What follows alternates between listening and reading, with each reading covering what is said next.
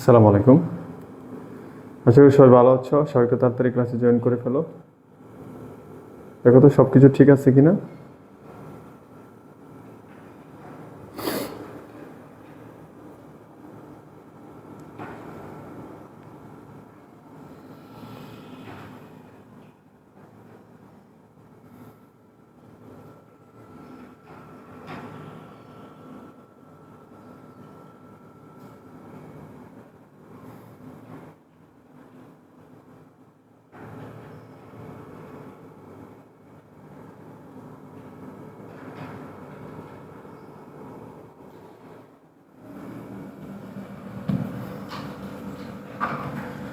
সব কিছু ঠিক থাকলে একটু রেডি লিখে দাও।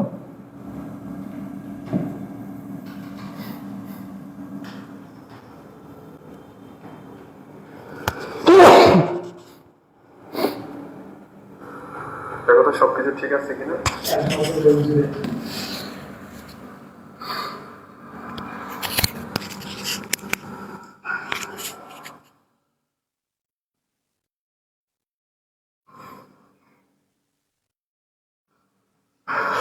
সব কিছু ঠিক আছে এখন। সাউন্ড হচ্ছে কিসের?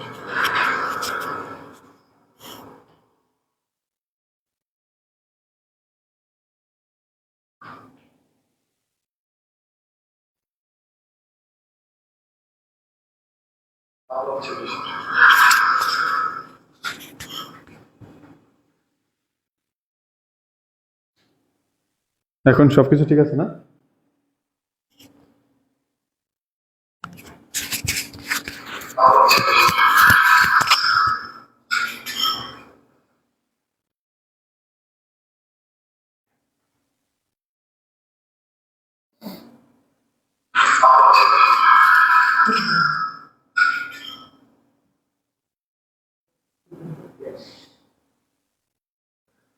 আচ্ছা, এখন যদি সাউন্ড কোয়ালিটি একদমই স্মুথ থাকে তাহলে একটু ওকে লিখে দাও। আমি আসলে সাউন্ড আরো দিলে আর হচ্ছে পেস লাগে, আমি নিজে চেক করতে গেলে আর ঝামেলা হয়। আচ্ছা, এখন যদি সাউন্ড কোয়ালিটি ঠিক আছে, ওকে। আচ্ছা, তোমাদের এই আজকে আমাদের আলোচনার বিষয় হচ্ছে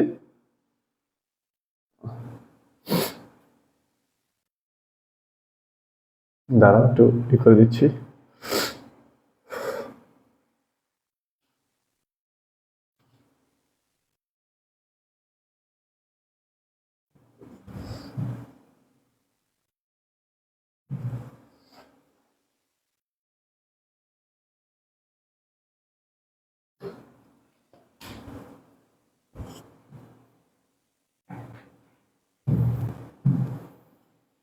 ওকে, ঠিক আছে। দেখো, তো আজকে হচ্ছে আমাদের অ্যাকাউন্টিং থিওরি এর কোর্স শুরু হয়েছে। আজকে হচ্ছে আমাদের প্রথম ক্লাস। তো অ্যাডভান্স অ্যাকাউন্টিং কিন্তু এখনো চলতেছে, ওয়ার্কিং ক্যাপিটাল শেষ। তো অ্যাকাউন্টিং থিওরি শেষ হতেও তোমাদের বেশি সময় লাগবে না, আশা করি 2 মাসের মধ্যে শেষ হয়ে যাবে, বা সর্বোচ্চ 3 মাস লাগবে আর কি। এখন তোমাদের অ্যাকাউন্টিং থিওরিতে আজকে যেহেতু প্রথম ক্লাস, একটু কথা বলে নিচ্ছি। অ্যাকাউন্টিং থিওরিতে টোটাল চ্যাপ্টার আছে তোমার 15টা, ঠিক আছে। এই 15টা চ্যাপ্টারের মধ্যে তোমাদের ম্যাথ হচ্ছে 7টা চ্যাপ্টার করতে হবে, ম্যাথ, বুঝছো?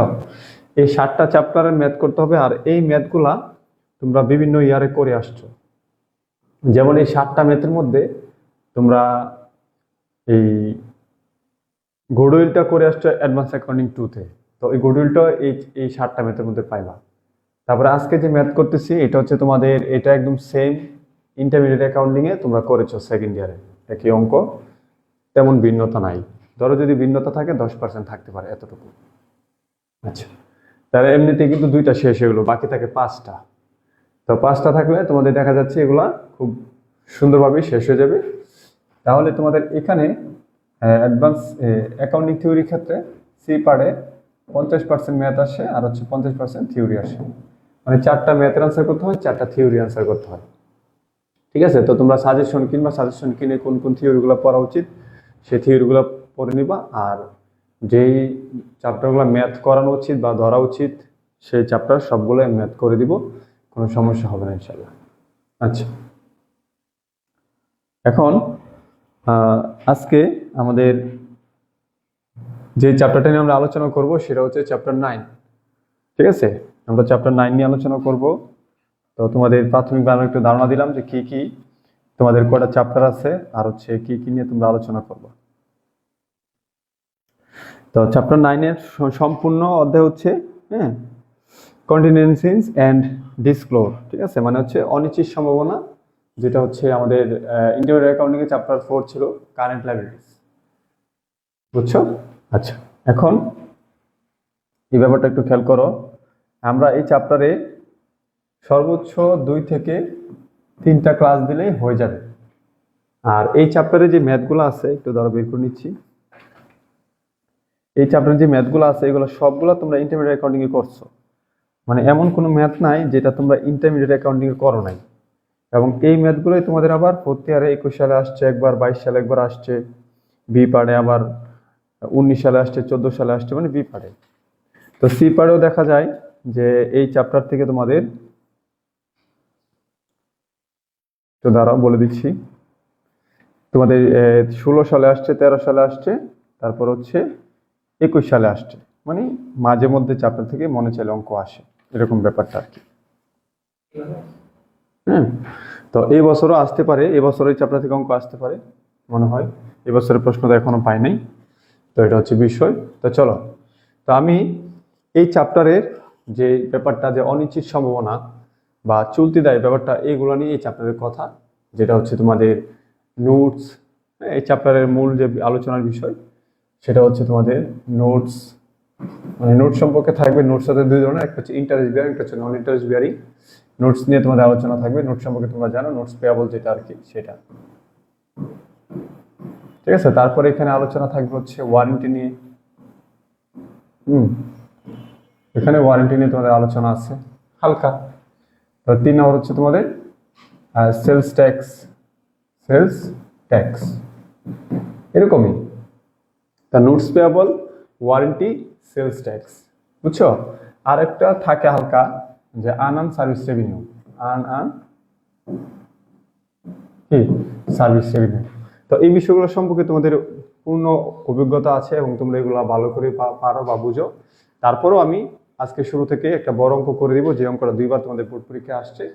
আর হচ্ছে তোমাদের পরবর্তী আরো 2-3টা ক্লাসে আমি এটা সুন্দর করে যেন সম্পূর্ণ চ্যাপ্টারের সবগুলো ম্যাথ যেন পারো, সেই সবগুলো ম্যাথ সম্পর্কে যেন তোমাদের ভালো একটা আইডিয়া বা ধারণা চলে আসে, সেভাবে আমি চ্যাপ্টারটা শেষ করে দিব। আচ্ছা,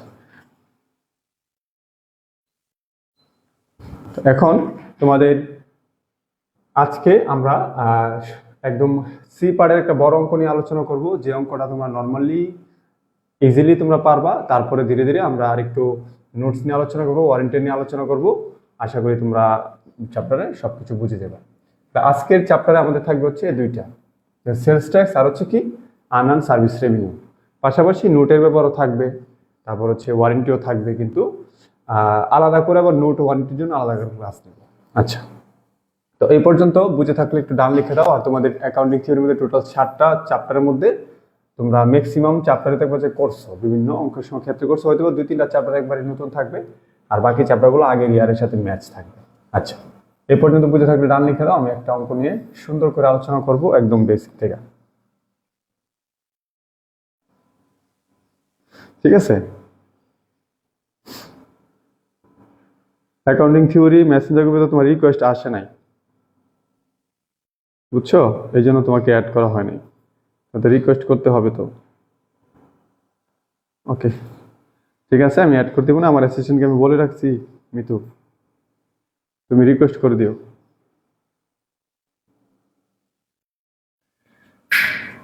আচ্ছা, ওকে, গুড।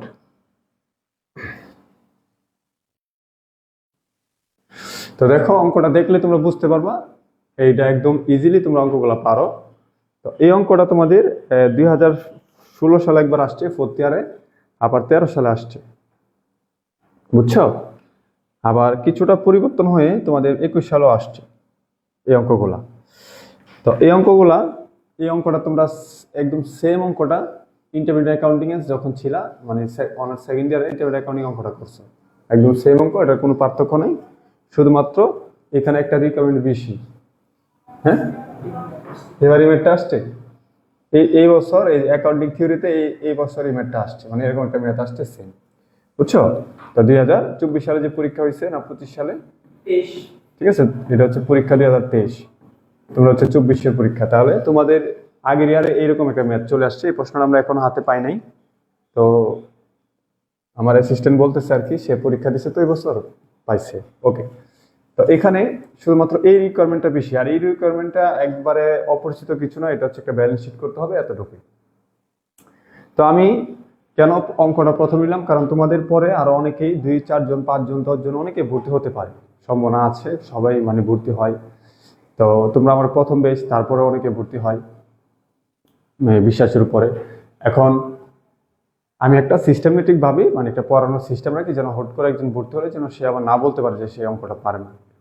আচ্ছা, তো চলো আমরা অঙ্কটা পড়ি। তো এখানে আমাদের কি কি আলোচনা করব, আমরা নোটস পেয়াবল নিয়ে আলোচনা করব, তারপর হচ্ছে সেলস ট্যাক্স নিয়ে আলোচনা করব, তারপর হচ্ছে আনআন সার্ভিস রেভিনিউ, আর হচ্ছে ওয়ারেন্টি। এই 4টা জিনিস নিয়ে আলোচনা করলে আমাদের এই চ্যাপ্টারে কমপ্লিট হয়ে যাবে। তারপর আর টুকটাক যেটা থাকবে তোমরা বলবা, আমি সলভ করে দেবো, কোনো সমস্যা নেই।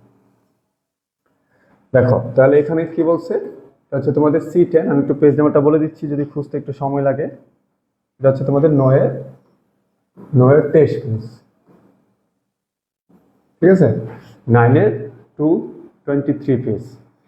কি লেখা আছে দেখো, on January 1, 2016 the ledger of Riaz company contains the following liabilities accounts. তো এখানে 2016 সালে জানুয়ারি মাসের 1 তারিখে লেজার অনুপাতে মানে খতিয়ানের উদ্বৃত্ত অনুসারে এই রিয়াজ কোম্পানির কিছু লাইবিলিটিসের ব্যালেন্স দেওয়া আছে, ঠিক আছে। রিয়াজ কোম্পানির কিছু লাইবিলিটিস কি দেওয়া আছে, ব্যালেন্স দেওয়া আছে। এর মধ্যে অ্যাকাউন্টস পেয়েবল দেওয়া আছে, তাদের আগে থেকে পাওনাদার পরিমাণ আছে 52,000, সেলস ট্যাক্স পেয়েবল বাবদ কত 7,700, আনআন সার্ভিস রেভিনিউ বাবদ কত 16,000 টাকা। তাহলে এই প্রত্যেকটাই কিন্তু দায়ী। কিভাবে দায়ী, অ্যাকাউন্টস পেয়েবল হচ্ছে পাওনাদার মানে হচ্ছে আমাদের কাছে তৃতীয় পক্ষের কোনো দাবি, মানে কোনো ব্যক্তি আমাদের কাছে কোনো টাকা পায় সেটাকে পাওনাদার বলা হয়, এটা হচ্ছে আমাদের জন্য দায়ী। সেলস ট্যাক্স পেয়েবল মানে হচ্ছে আমরা যে সেলস করি, আমাদের কোম্পানিটা সেলস করে, তো এই সেলসের উপরে আমাদের সরকারকে একটা নির্ধারিত ট্যাক্স দিতে হয়। তো আমরা আমাদের সেলসের যে ট্যাক্সটা সেটাও আমাদের সরকারকে দিতে হবে, আমরা সরকারকে এখনো দিতে পারি নাই, আমাদের কাছে সরকার এখনো পাওনা আছে, সেটাও আমাদের জন্য দায়ী। এটাকে বলা হয় সেলস ট্যাক্স পেয়েবল, বুঝতে পেরেছো? আচ্ছা, এরপর হচ্ছে আনআন সার্ভিস রেভিনিউ। আমরা অনেকেরই কথা দিয়েছি যে তোমাদেরকে আমরা সেবা দিব, সেই কথা বলে আমরা টাকা নিছি, তো এখনো তাদেরকে আমরা সেবা দিতে পারি না, এটাকে বলা হয় অনুবাদিত সেবায়, এটাও হচ্ছে আমাদের জন্য দায়। তো আমরা কিন্তু জানি যে দায়ী হচ্ছে কমলে ডেবিট হয়, বাড়লে ক্রেডিট হয়, সে অনুপাতে আমরা কিন্তু জাবদা করে ফেলবো।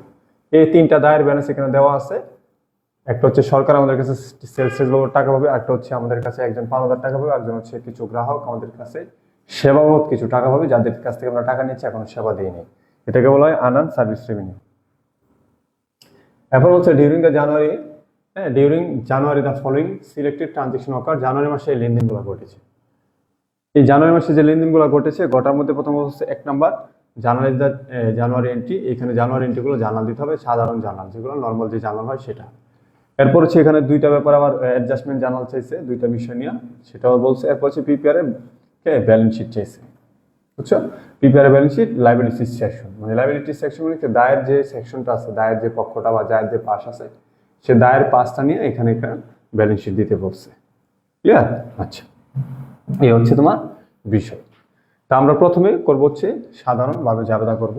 1 নাম্বার খেয়াল করে দেখো, জানুয়ারি 5 বলতেছে sold merchandise for cash totally 16,632 টাকা, হুইচ ইনক্লুড 8% সেলস ট্যাক্স।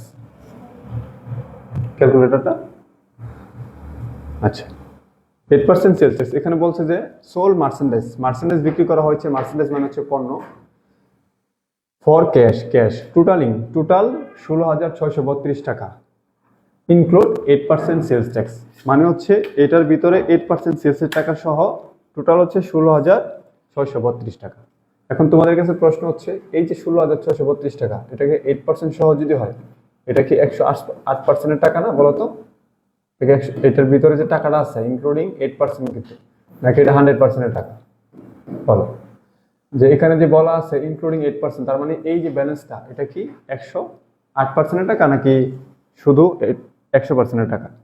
এটা তোমাকে বলতে হবে। এরপরে তোমাদের দ্বিতীয় কথা হচ্ছে এখানে সেলস যে ট্যাক্সটা, তো সেলস ট্যাক্সটা হচ্ছে আমাদের নিজস্ব, এটা না, আমাদের এই সেলস ট্যাক্সটা আমাদের সরকারকে দিতে হবে।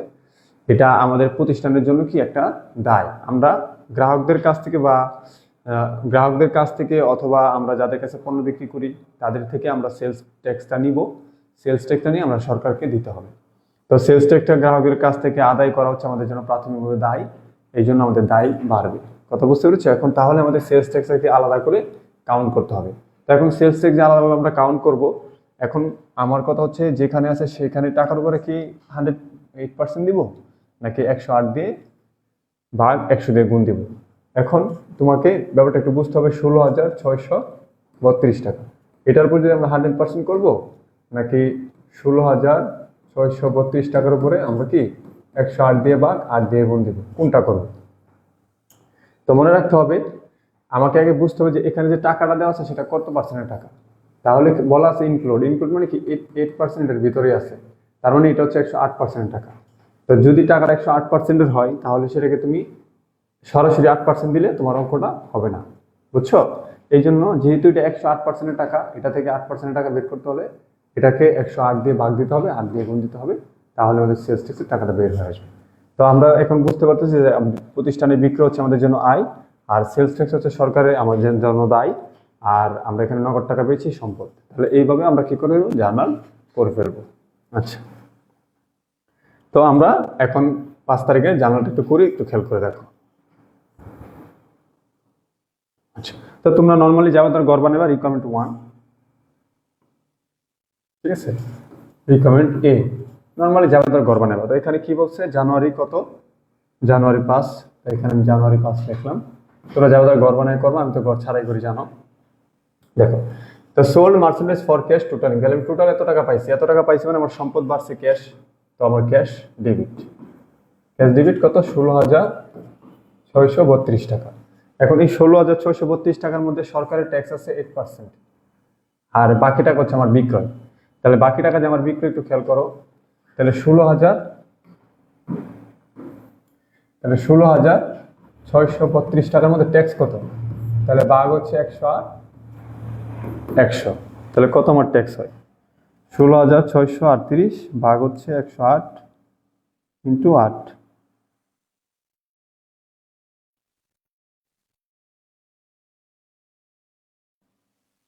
16,632 ভাগ 108 ইন্টু 8, তাহলে এখানে 1232 টাকা হচ্ছে আমার কি ট্যাক্স। হ্যাঁ, তাহলে 1232 টাকা হচ্ছে আমার কি ট্যাক্স। 1232 টাকা আমার ট্যাক্স যদি হয়, তাহলে বাকি টাকা কি? তাহলে বাকি টাকা হচ্ছে 16,632 মাইনাস 1232, তাহলে 15,400 টাকা হচ্ছে আমার সেলস। 15,400 হচ্ছে সেলস। আমার কোম্পানির সেলস কত? 15,400। সেলস হচ্ছে আমার প্রতিষ্ঠানের জন্য আয়, আয় বাড়লে ক্রেডিট হয়, সেই জন্য এখানে আমি লিখবো হচ্ছে সেলস ক্রেডিট। কি লিখবো? সেলস ক্রেডিট কত? 15,400, বুঝছো? আর হচ্ছে সেলস ট্যাক্স, কেউ আইসে মনে হবে সেলস ট্যাক্স পেয়াবল, এটা আমাকে সরকারকে দিতে হবে, আমি গ্রাহকদের কাছ থেকে নিয়েছি, সেই জন্য আমাকে টাকাটা দিতে হবে, আমার দায়, দায় বলে কি ক্রেডিট হয়। তাহলে sales tax payable credit, sales tax payable কি ক্রেডিট, কত টাকা? 1232 টাকা, ঠিক আছে? ওকে, তা তোমরা সবাই জানুয়ারি 5 ক্লিয়ার লিখে দাও।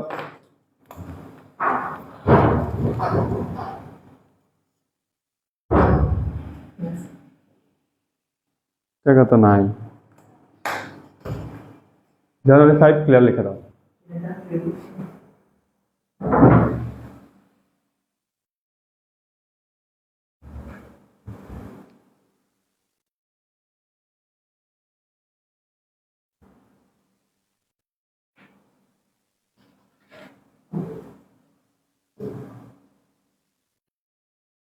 আচ্ছা, গেল এটা। তারপর আমাদের পরবর্তী জার্নাল দিব হচ্ছে 12 তারিখ, তাহলে আমাদের জানুয়ারি 12। আচ্ছা,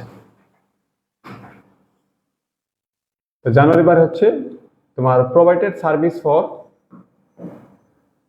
service for customer who had made advance payment of 10,000 টাকা। শোনো, প্রোভাইডেড সার্ভিস ফর কাস্টমার, দেখো আমরা কিন্তু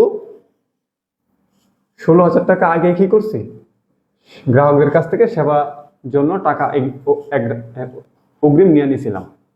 তো এখন প্রোভাইডেড সার্ভিস ফর কাস্টমার, আমরা কাস্টমারদেরকে সেবা দিয়েছি হু হ্যাড মেড অ্যাডভান্স পেমেন্টের জন্য। তো আমরা কি অ্যাডভান্স যে পেমেন্ট নিয়েছিলাম সেখান থেকে 10,000 টাকার সেবা আমরা দিয়ে দিছি। তো ক্রেডিট সার্ভিস রেভিনিউ আবার দেখা যাচ্ছে কি এটাকে ক্রেডিট করার জন্য, সার্ভিস রেভিনিউকে ক্রেডিট করার জন্য। এখন খেয়াল করে দেখো, আমরা তাদের কাছ থেকে 16,000 টাকা রেখেছিলাম যে আপনাদেরকে আমি পরে সেবা দিব, তাদের কাছে আমরা দায়বদ্ধ ছিলাম। যেহেতু আমরা সেবা না দেওয়ার কথা বলে টাকা আগে নিছি, আমরা তাদের কাছে কি ছিলাম, দায়বদ্ধ ছিলাম। এখন সে 16,000 টাকার অ্যামাউন্ট থেকে আমরা 10,000 টাকার সেবা দিয়ে দিছি কত তারিখে, 12 তারিখে।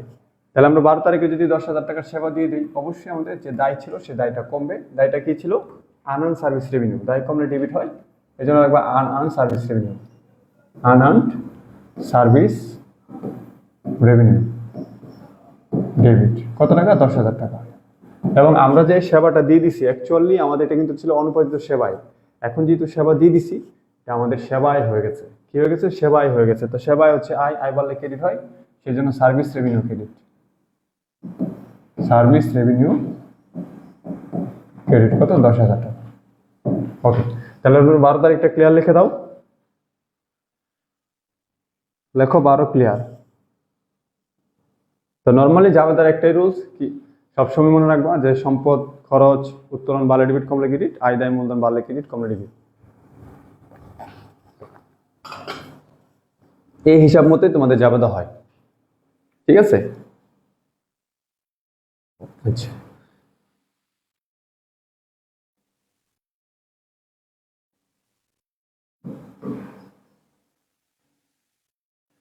এরপর হচ্ছে 14 নম্বর, 14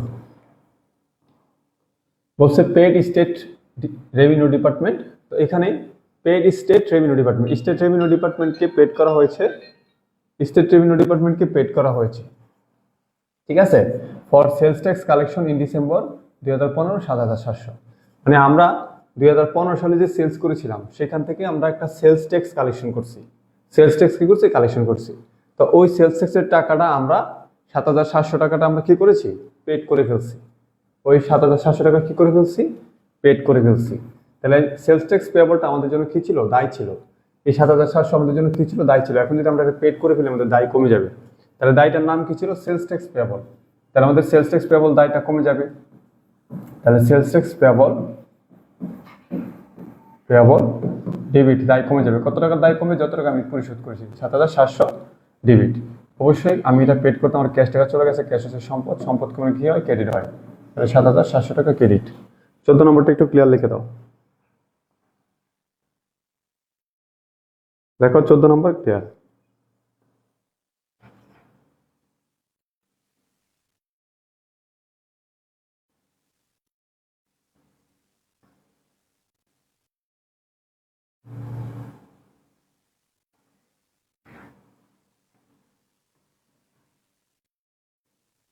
ওকে,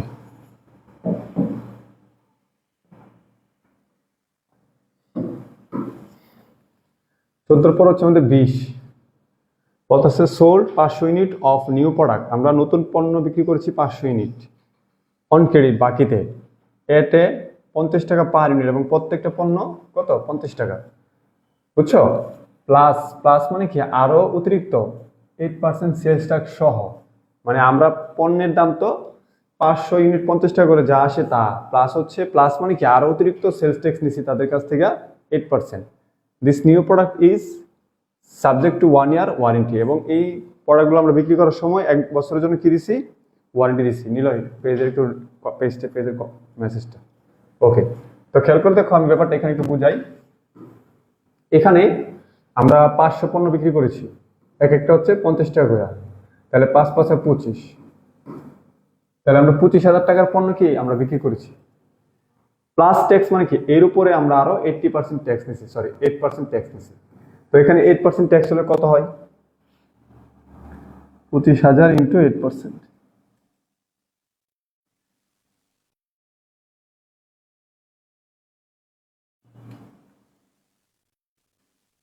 2,000 টাকা নাকি। তাহলে আমরা 2,000 টাকা কি ট্যাক্স নিছি। ওকে, তো 2,000 টাকা আমরা ট্যাক্স নেই, টোটালি ওই গ্রাহকের কাছ থেকে আমরা কত রাখছি? 27,000 টাকা আমরা রাখছি। তার মানে এই গ্রাহকের কাছে যদি আমরা নগদে রাখতাম, নগদ 27,000 টাকা রাখতাম, কিন্তু না, আমরা গ্রাহকের কাছ থেকে নগদ রাখি নাই। গ্রাহকের কাছ থেকে আমরা কি করছি? অন ক্রেডিট, মানে বাকিতে বিক্রি করছি। তো এখন যদি আমরা বাকিতে বিক্রি করি, খেয়াল করে দেখো, আমরা সেলস করছি 25,000 টাকার পণ্য, 2,000 টাকা বলছি সেলস ট্যাক্স দিতে হবে। তাহলে টোটালি ওনাদের কাছে আমরা কত পাই? 27,000 টাকা পাই। তাহলে এখানে 20 তারিখ, ঠিক আছে, 20 তারিখ আমি 27,000 টাকা পেয়েছি। তাহলে ক্যাশ ডেবিট কত তোমার, সরি বাকি ছিল এটা। তাহলে আমাদের দেনাদার বাড়বে অ্যাকাউন্টস রিসিভেবল ডেবিট, পুরান নাই, আগে যা ওরা নিয়ে এখানে। তাহলে অ্যাকাউন্ট রিসিভেবল ডেবিট কত? আমরা তার কাছে 27,000 টাকা পাবো, তাহলে 27,000 টাকা ডেবিট। এর মধ্যে আমাদের প্রতিষ্ঠানের সেলস ছিল কত? 25,000 টাকা সেলস হচ্ছে আমাদের প্রতিষ্ঠানের জন্য আয় বাড়লে ক্রেডিট হয়, সেই জন্য সেলস ক্রেডিট হচ্ছে কত? 25,000 টাকা। আর 2,000 টাকা আমরা এক্সট্রা ট্যাক্স নিয়েছি, এটা সরকারকে দিতে হবে, আমাদের জন্য দায়ী। এটা হচ্ছে আমাদের sales tax payable, sales tax payable credit হচ্ছে 2,000 টাকা। তাহলে 20 নম্বর একটু ক্লিয়ার লিখে দাও, 20 নম্বর একটু ক্লিয়ার লিখে দাও।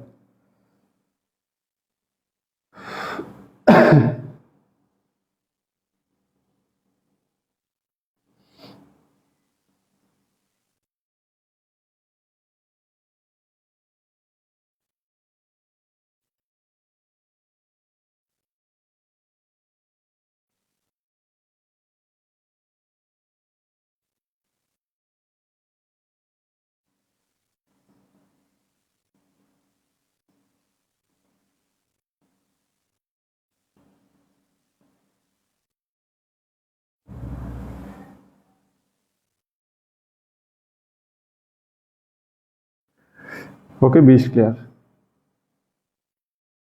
গেল এটা।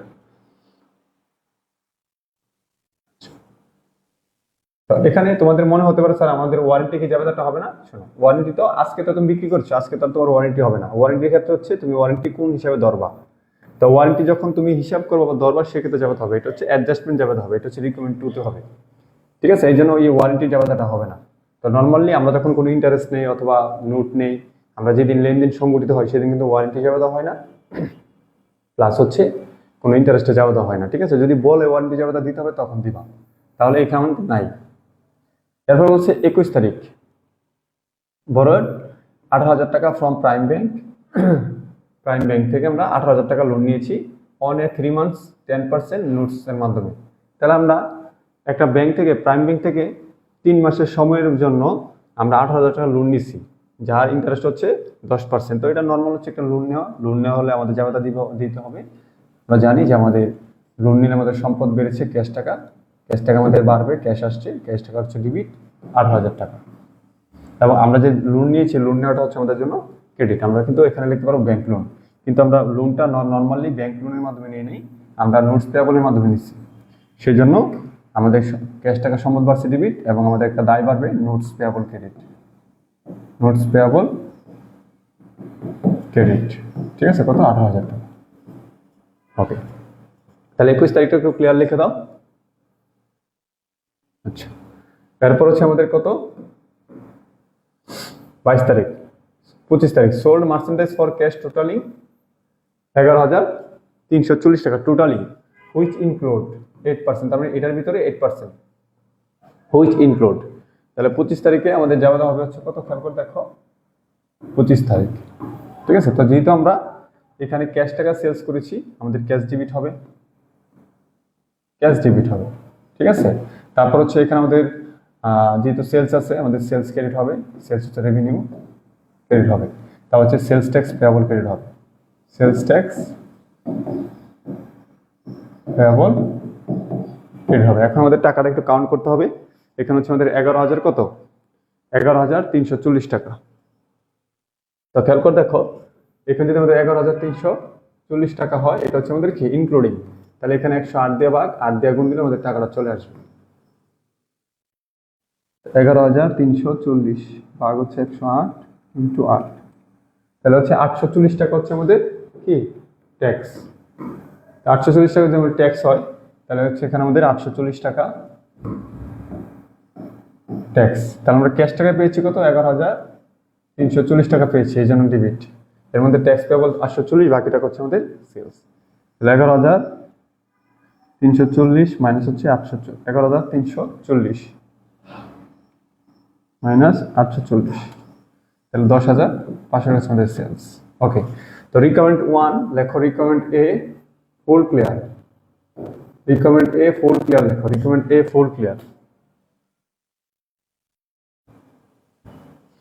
রিকোয়ারমেন্ট এ ফুল ক্লিয়ার লিখে দাও।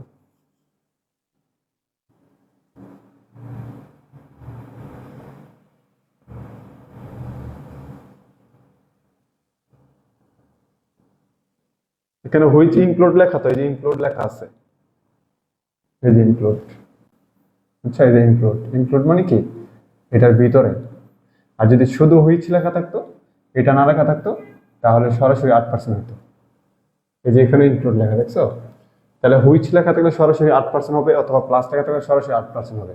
কিন্তু ইনক্লুডিং লেখা থাকলে, উইথ লেখা থাকলে, তারপরে এগুলো হচ্ছে তোমার 108 দিয়ে ভাগ 100 দিয়ে গুণ। এটা তোমরা জাস্ট খেয়াল করলে বুঝতে পারবা, এগুলো এখন তোমরা অভ্যস্ত। দিনা, আশা করি ব্যাপারটা বুঝতে পেরেছো। ওকে, এখন বি নাম্বার কি চাইছে দেখো, বি নাম্বার বলতেছে জার্নালাইজ দ্য অ্যাডজাস্টেড এন্ট্রিজ এট জানুয়ারি 31। তাহলে আমরা কিন্তু জানুয়ারি মাসের 1 তারিখ থেকে আসছি, এখন 31 তারিখে এসে বলতেছে একটা জার্নাল অ্যাডজাস্টমেন্ট জানা দিতে। তো জার্নালাইজ দ্য অ্যাডজাস্টেড এন্ট্রিজ এট জানুয়ারি 31, জানুয়ারি মাসের 31 তারিখে এসে একটা জানা দিতে বলছে। কিসের? 1 নাম্বার আউটস্ট্যান্ডিং নোটস পেয়াবল, ঠিক আছে, outstanding notes payable. And 2 number বলতেছে এস্টিমেটেড ওয়ারেন্টি লাইবিলিটি। তার মানে এখানে বলছে একটা অ্যাডজাস্টমেন্ট জানাল দিতে, একটা হচ্ছে আউটস্ট্যান্ডিং নোটস পেবল, মানে নোটস পেবলের যে বকেয়াটা। তার মানে বুঝতে হবে একটু যে আমরা এখানে নোটস পেবল নিয়েছি কত তারিখে, নিয়েছি আমরা 21 তারিখে নোটস পেবল নিয়েছি। তো 21 তারিখ থেকে সুদ কিন্তু কাউন্ট হবে, 21 তারিখ থেকে কিন্তু আমাদের সুদ কাউন্ট হবে না, মানে সুদ কাউন্ট হবে 22 তারিখ থেকে। তো যেহেতু আমরা নোট নিয়েছি 21 তারিখে, 22 তারিখ থেকে আমাদের ইন্টারেস্ট দিতে হবে, কাউন্ট হবে। এখন এই 22 তারিখ থেকে আমাদের 31 তারিখ পর্যন্ত যতদিন হয়েছে, তার মানে তার আমাদের কাছে ততদিন একটা সুদ বা ইন্টারেস্ট পাবে। তো সেই সুদ বা ইন্টারেস্টের আমাদের কি করতে হবে, একটা বকেয়া জাবেদা দিতে হবে। এটা হচ্ছে আমাদের রিকমেন্ড 2 এর 1 নম্বর প্রশ্ন। তাহলে আমাদের দেখো 22 তারিখে যদি কাউন্ট হয় 22, 23 তারিখে সুদ দিতে হবে 24, 25, 26, 27, 28, 29, 30, 31 তারিখ। তাহলে এখানে আমাদের এই দিনগুলোর সুদ হবে, দিতে হবে নোটসের বাবদ। তাহলে এখানে কত দিন হলো, 1, 2, 3, 4, 5, 6, 7, 8, 9, 10 দিন। এখানে টোটালি আমাদের 10 দিনের সুদ দিতে হবে, ঠিক আছে। এখন সুদ তো আমরা দিব না, মানে 10 দিনের সুদ আসছে, বলছে সুদের যাবতীয় করে রাখতে। আমরা কি করব, আমরা হচ্ছে রিকোয়ারমেন্ট 2 তে, রিকোয়ারমেন্ট 2 বা বি 1 নম্বর যে বলছে, তাহলে আমাদের এখানে ইন্টারেস্ট একটা যাওয়া হবে। আমরা জানি ইন্টারেস্ট হচ্ছে একটা খরচ। ইন্টারেস্ট যেহেতু আমাদের 10 দিন সময় পার হয়েছে, 10 দিন ইন্টারেস্ট বাবদ আমাদের কাছে তারা টাকা পাবে, আমাদের এই 10 দিনের ইন্টারেস্ট খরচ হবে। তাহলে ইন্টারেস্ট এক্সপেন্স ডেবিট,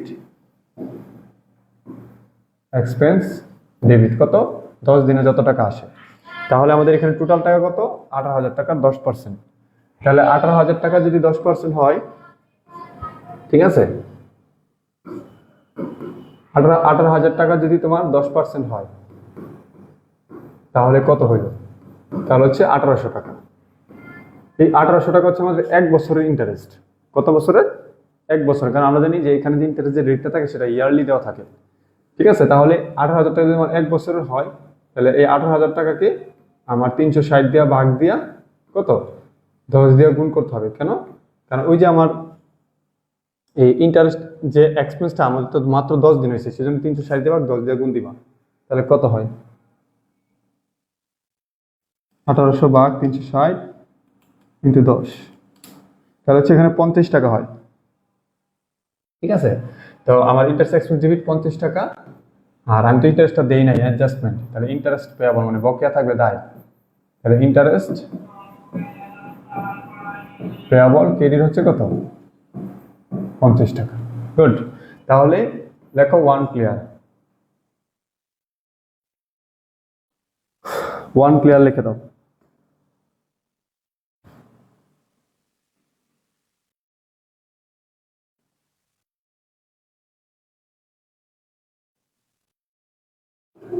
আচ্ছা, তারপর হচ্ছে রিকাউন্ট বি এর 2 আমাদের 2 দিবা না।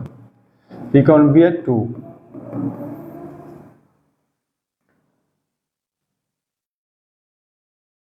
ওকে। তারপর হচ্ছে রিকাউন্ট বি এর 2, 2 তে কি বলছে দেখো, 2 তে বলছে এস্টিমেটেড ওয়ারেন্টি লায়াবিলিটি, আনুমানিক warranty liability assuming warranty cost are accepted to equal 7%। এখানে আমাদের যে পরিমাণ টাকা কস্ট আছে, হ্যাঁ, মানে আমাদের সেলসের কত, আমরা সেলস করেছি কত টাকা এখানে, 500 500 ইন্টু কত, 50 টাকা করে। এখানে কিন্তু আমরা 25,000 টাকা সেলস করছি। তো এই 25,000 টাকার 7% হচ্ছে আমাদের কি, ওয়ারেন্টি লায়াবিলিটিস। মানে ধরা হচ্ছে যে এস্টিমেটেড ওয়ারেন্টি লায়াবিলিটিস মানে হচ্ছে আনুমানিক ওয়ারেন্টি লায়াবিলিটি, মানে আমরা যে তাদের কাছে পণ্যটা বিক্রি করেছি, আমরা যে তাদেরকে ওয়ারেন্টি দিচ্ছি যে আপনাদের এই ধরেন কলমটা 50 টাকা করে বিক্রি করছি 500 কলম, এখন এই কলমটা যদি কোনো কিছু হয় আমরা রিপেয়ার করে দেবো। তো আমরা আনুমানিকভাবে দেখলাম যে 25,000 টাকার পণ্য যে আমরা সেলস করেছি, এর মধ্যে 7% আমাদের তাদের পণ্যটা নষ্ট হলে আমাদের ঠিক করতে চলে যাবে। তো আমরা আনুমানিকভাবে ধরে নিলাম যে সেলসের 7% আমাদের কি ওয়ারেন্টি বাবদ খরচ হবে। তো এখানে তারা বলছে assuming warranty cost are accepted to equal 7% of sales, মানে সেলসের 7% অফ দ্য নিউ প্রোডাক্ট, মানে এখানে সেলসের 7% আমাদের ওয়ারেন্টি কস্ট হবে। তো যেহেতু এখানে বলছে যে অ্যাডজাস্টমেন্ট জার্নাল দেওয়ার জন্য, তো সেলসের 7% যদি আমাদের ওয়ারেন্টি লায়াবিলিটিস বাবদ হয়, তাহলে খেয়াল করে দেখো আমরা এই ওয়ারেন্টি লায়াবিলিটিসটাকে খরচ দেখা দিব, আর আমাদের যে দায়বদ্ধ তাদের কাছে, আমরা যে বলছি তাদের কাছে দায়বদ্ধ যে আমাদের 7% টাকার মতো কি করতে হবে, তাদেরকে পরিশোধ করে দিতে হবে, মানে সার্ভিস করে দিতে হবে। তাহলে আমরা তাদের কাছে কি দায়বদ্ধ না? তাহলে কত টাকা দায়বদ্ধ? তাহলে 25,000 টাকার 7%, তাহলে কত, 1750 টাকা। তাহলে 1750 টাকা আমরা তাদের কাছে কি দায়বদ্ধ। তো এখন আমাদের দায় বাড়বে আর আমরা এটা খরচে দেখা দিব, এই জন্য ওয়ারেন্টি এক্সপেন্স, ঠিক আছে, আমরা এটার সাথে সাথে খরচে দেখা দিব। এই জন্য লাগবে কি ওয়ারেন্টি এক্সপেন্স ডেবিট কত, 1750 টাকা। আমরা এটা খরচে দেখা দিব রানিং ইয়ারের, আর আমরা যে তাদের কাছে দায়বদ্ধ থাকবো এটা দেখা দিতে হবে। তাহলে ওয়ারেন্টি পেয়াবল অথবা ওয়ারেন্টি লায়াবিলিটিস ক্রেডিট, ঠিক আছে, হ্যাঁ, অথবা এস্টিমেটেড ওয়ারেন্টি লায়াবিলিটি দিতে পারো, কোনো সমস্যা নেই। হ্যাঁ,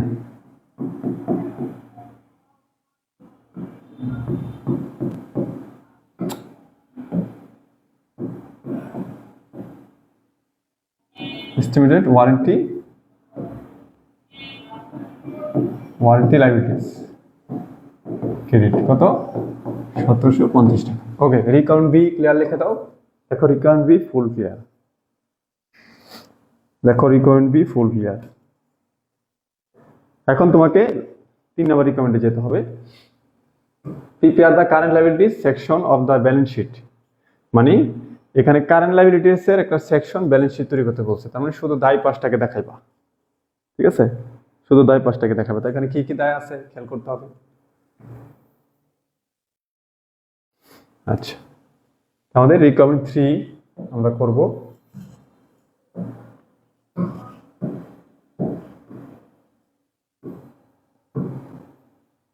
রিকমেন্ড 3, ঠিক আছে। তো এখানে তোমরা লিখবা ব্যালেন্স শিট,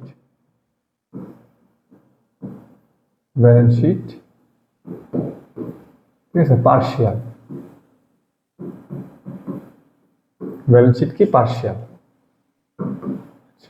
তো পার্শিয়াল ব্যালেন্স শিট সরাসরি তোমরা একটা ডিটেলস টাকা দিবা, ডিটেলস টাকা। যেহেতু তোমার কাছে লায়াবিলিটিস এর ব্যালেন্স চাইছে, তুমি এখানে দিতে পারো যে লায়াবিলিটি সেকশন না, এখানে দিতে পারো liabilities plus owners equity, liabilities and owners equity, okay. তাহলে এর মধ্যে প্রথম আমাদের সেকশনটা কি, কারেন্ট লায়াবিলিটিস। তো লাগবে হচ্ছে এখানে কারেন্ট লায়াবিলিটিস,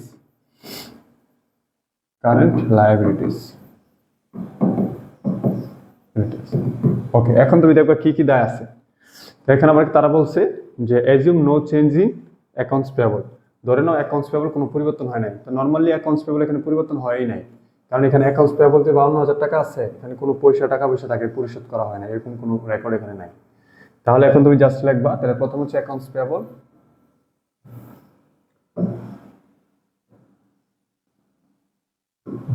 প্রথম হচ্ছে কি অ্যাকাউন্টস পেয়েবল। অ্যাকাউন্টস পেয়েবল কত, 52,000, ওকে, এরপর হচ্ছে তোমাদের সেলস ট্যাক্স পেয়াবল, কিন্তু এটা পরিশোধ হয়ে গেছে, এটা পরিশোধ, কিন্তু নতুন করে আবার আছে, এই জন্য ওইটা আমি দেখাবো। Sales tax payable, sales tax payable. Okay, তাহলে খেয়াল করো, সেলস ট্যাক্স পেয়াবলের এখানে আছে, কিন্তু এখানে কত জানি ছিল, আমি একটু দেখে নিচ্ছি আনসারটা, 1232 টাকা ছিল। তাহলে এখানে 1232 টাকা ছিল, 1232। তারপরে প্লাস হচ্ছে, এটা তো আমাদের পরিশোধ হয়ে গেছে, যে আমরা এখানে 7700 থেকে দিয়ে দিয়েছিলাম 7700, এটা নাই। আর এখানে ছিল তোমার কত জানি, 20 তারিখে সেলস ট্যাক্স পেয়াবল কত হয়েছিল, 2000 টাকা। তাহলে এখানে হচ্ছে তোমার 2000 টাকা, ঠিক আছে, প্লাস এখানে আবার হচ্ছে কত, 840 টাকা মনে হয়, 25 তারিখে, হ্যাঁ 840 টাকা, হচ্ছে 840 টাকা, ঠিক আছে। তাহলে এখানে টোটাল কত হলো, 1232 যোগ 2000 যোগ হচ্ছে 840, তাহলে কত, 4072 টাকা। তাহলে এখানে টোটালি কত, 4072 টাকা। এখন তুমি যদি চাও যে স্যার আমার 7700 ছিল, 7700 মাইনাস আবার 7700 দিয়ে দিছো, তো এইভাবে টোটালি হিসাবটা দেখাইতে পারো, কোনো সমস্যা নেই। তাহলে অ্যাকাউন্টস পেয়েবল কত, 52000, সেলস ট্যাক্স পেয়েবল 7700 আগে ছিল, তারপরে এখান থেকে পরিশোধ করা হয়েছে, মাইনাস করে টোটালি হিসাব দেখাইতে পারো। আর আমি সরাসরি দেখাই দিচ্ছি, যেহেতু 7700 পেড করেছি, আমি আনি নাই, কিন্তু তোমরা পুরো হিসাবটা টেনে দেখাইবা। আচ্ছা, এরপর আমাদের কি আছে, আনআন সার্ভিস রেভিনিউ। তাহলে আনআন সার্ভিস রেভিনিউ, আনআন সার্ভিস রেভিনিউ। তো আনআন সার্ভিস রেভিনিউ আমাদের প্রথমে কত ছিল, আমাদের কাছে 16000 টাকা তারা পাইতো। তো 16000 টাকার মধ্যে আমি 10000 টাকা সার্ভিস দিয়ে দিয়েছিলাম, ঠিক আছে। সার্ভিস 10000 টাকা সার্ভিস এই 12 তারিখে দিয়েছি, আর তো কোথাও নাই, আছে আনআন সার্ভিস রেভিনিউ আর কোথাও নেই। তাহলে আমি 12 তারিখে 10000 টাকা দিয়ে দিছি, আমার এখানে 10000 টাকা মাইনাস হলে থাকে হচ্ছে 6000 টাকা। তাহলে আনআন সার্ভিস রেভিনিউ দায় বাবদ থাকে কত, 6000 টাকা। আচ্ছা, এরপরে আরো কি কি দায় আছে খেয়াল করে দেখো। তাহলে উপরে ব্যালেন্সে যে 3টা ছিল, সেই 3টা লিখে ফেলছি। এখন আমাদের দেখতে হবে অন্য দায় কি আছে, খোঁজ লাগাও, এটা নাই, এটা নাই। ওকে, তাহলে এখানে একটা, এই যে দেখো ইন্টারেস্ট পেয়েবল, টাকাটা 10% টাকা আছে, ইন্টারেস্ট পেয়েবল আছে, ইন্টারেস্ট পেয়েবল, তাহলে ইন্টারেস্ট পেয়েবল, ইন্টারেস্ট পেয়েবল আমাদের কত ছিল, 50 টাকা। আচ্ছা, এরপর আমাদের ওয়ারেন্টি বাবদ লাইবিলিটি ছিল, ওয়ারেন্টি লাইবিলিটিস, ওয়ারেন্টি লাইবিলিটিস ছিল, লাইবিলিটিস কত ছিল, 1750 টাকা। তাহলে আর নাই, এটি যোগ দিলে হয়ে যাবে তোমার অঙ্কটা। তাহলে 81872 টাকা। ওকে, তো সবাই অল ডান লিখে দাও।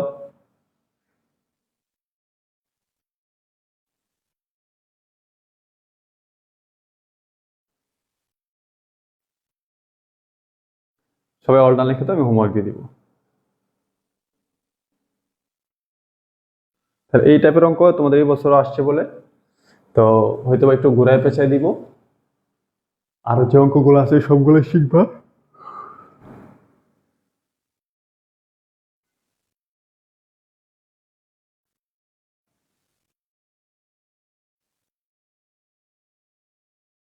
ওকে, এখন তোমাদের হোমওয়ার্ক করে নিও ওইগুলা। আমি যতটুকু মনে করছি যে তোমরা পারবা ওইগুলা দিয়ে দিছি। তাহলে C9, C10, 11 একটু সমস্যা থাকতে হতে পারে, করে দিব।